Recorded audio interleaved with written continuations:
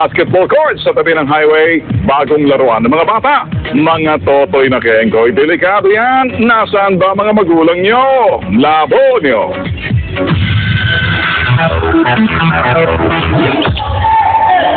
Ang basketball, isa sa mga usong laro ngayon sa ating mga Pinoy. Kaya naman in na in sa mga kabataan.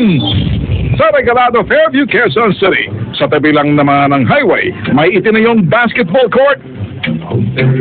Kaya mga chikiting na ito, enjoy mag-shoot at mag-dribble. At ang mga humaharurot na sasakyan, sa kanila lang umiiwas. Si Manong, bit-bit pa ang kanyang sanggol, nakikipag-cheer lang sa mga manlalaro.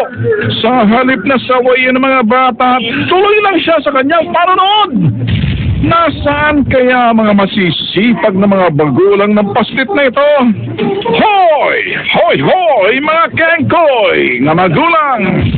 Anak nyo, bantayan nyo. Hindi lang yung parami ng parami lang kayo.